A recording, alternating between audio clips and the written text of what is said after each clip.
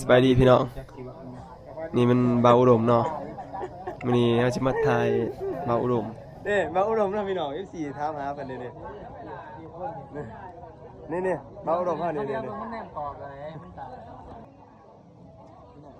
คนรอเฮาดินโทรศัพท์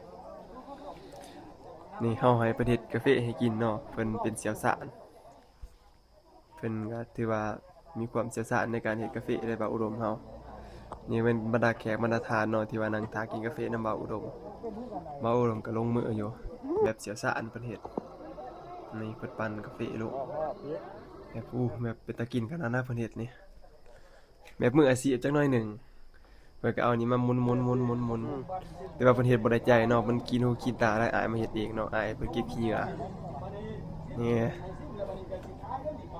เชื่ออายเพิ่นก็มาเฮาก็เฮ็ดจังบ่เป็นเนาะก็ถ่ายรูปให้เพิ่นยกถ่ายเฮาเองนำอาหารเบาอุดมเนาะเพิ่นไปดังอยู่ซื่อๆมันใส่อายเฮ็ดให้นี่ลงมือเองบ่ได้อายมันลงมือเองนี่เพิ่นก็เอาใส่อันนั้นเนาะ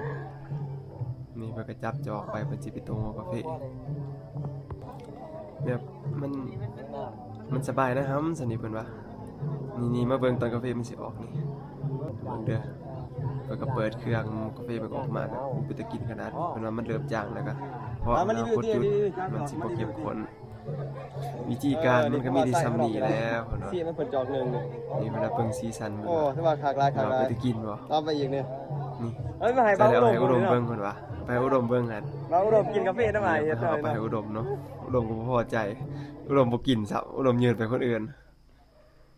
อุดมบ่กินเนาะนี่เฮาก็เห็นเฮ็ดเนาะก็ลอกเฮ็ดออกมาบัดนี้ถึงที่ของเฮาก็แอบเฮ็ดตะบิดอายว่าก็ปั่นกาแฟ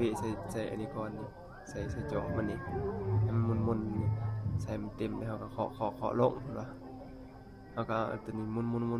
นี่ยมาบีบให้มันลงเนาะมันก็ยังลมๆอยู่เฮาก็ปั่นสิอีกปั่นใส่มันเต็มเนาะครั้งแรก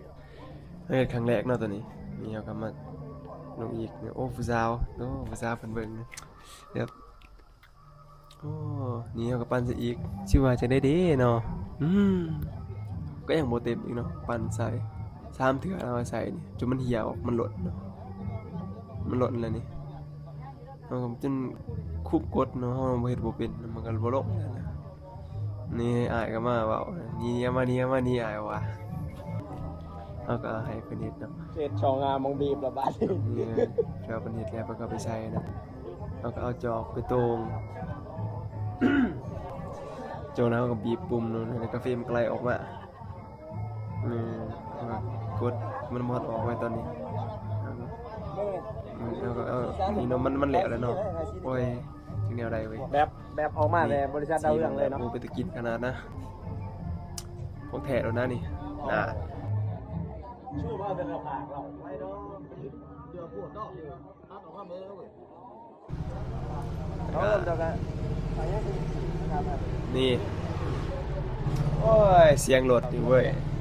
มันนี่ขอโทษขออภัยด้วยพี่น้องเด้อรถเขาขี่กายเขามันเล็งแหงหลายไล่เบาอุดมไม่เห็นตอนนี้ตอนอัดมันก็ได้มีเสียงสิหน่อยนึงซอยกล้องขอโทษขออภัยหลายคนหลายนี่ก็ถ่ายเอาคุณรออีกอ้ายเพิ่นนั่งถ่ายกาแฟเนาะถ่ายเบาอุดมเฮ็ดกาแฟนี่มันมีเทคนิคไปโอ้